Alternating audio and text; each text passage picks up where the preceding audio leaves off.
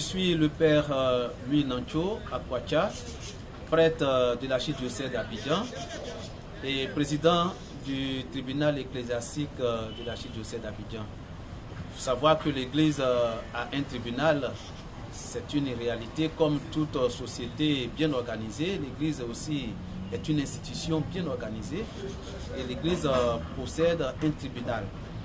C'est vrai, on va se demander, mais est-ce que ce tribunal, c'est pour juger des gens, c'est pour... Non, mais c'est pour organiser la vie des chrétiens dans l'Église. Et donc, il y a des droits et des devoirs des chrétiens. Alors, le tribunal, nous dirigeons ce tribunal par la nomination reçue de notre père archevêque, le cardinal Jean-Pierre Coutouin. Et donc, nous travaillons dans ce tribunal.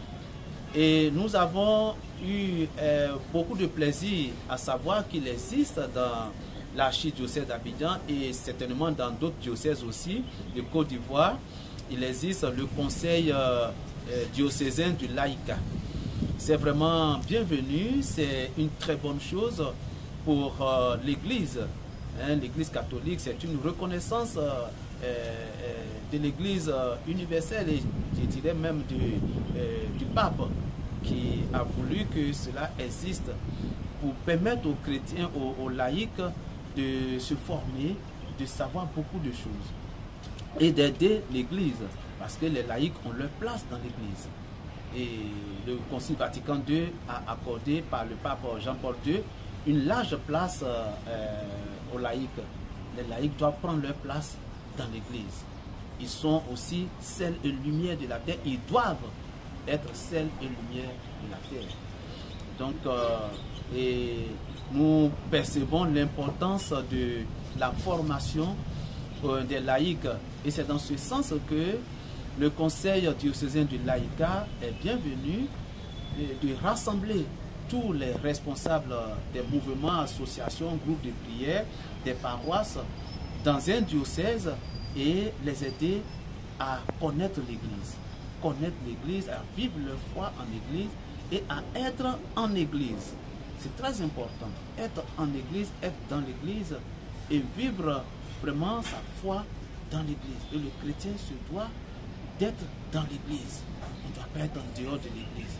Alors, dans ce sens, la formation est nécessaire. La formation est nécessaire pour tout chrétien et partant pour tout responsable, groupe de prière, association, mouvement, il faut savoir ce que c'est que l'Église. Et c'est dans le cadre de la formation que nous avons sorti des documents, des œuvres pour aider les chrétiens à connaître l'Église. Alors, le document que je tiens en main, qui est la curie diocésaine et son administration, est un document très important qui permet de connaître la curie diocésaine. Qu'est-ce que c'est et qui est dedans, qui fait quoi? On vous parle de l'évêque. Qui est l'évêque? Le vicaire général, les vicaires généraux. Qui est-il? Qui sont-ils? Le vicaire épiscopal, le vicaire judiciaire. Tout ce monde-là, il faut connaître. Et comment l'administration de l'évêque est organisée dans un diocèse. Les chrétiens doivent savoir cela. C'est très important. Alors ce document, je vous le conseille vivement, tout chrétien. Pas seulement que c'est conseillé aux responsables des mouvements et groupes ou bien au conseil diocésain du laïcat, pas seulement à eux, mais à tout chrétien, doit avoir ce document, se le procurer et en faire, je dirais, un endroit sur lequel il se pose pour savoir certaines choses de l'Église. Et il y a aussi le deuxième document qui concerne le tribunal de l'Église catholique. Le tribunal de l'Église catholique que j'ai aussi mis en place.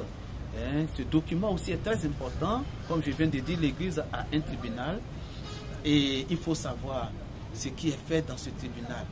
Qui fait quoi? Il y a aussi des juges. Il y a le président du tribunal, il y a les juges, l'avocat, le défenseur du lien, il y a le promoteur de justice, il y a le notaire, et il y a les auditeurs, tout ce monde-là compose le tribunal. Donc il faut savoir ce que c'est et comment ça fonctionne. Voilà. Comment fonctionne le tribunal et comment on peut saisir le tribunal de l'Église catholique. Vous trouverez ça dans ce document. Là aussi, je le conseille vivement à tout chrétien et partant au Conseil diocésain de l'Aïka. Je vous remercie.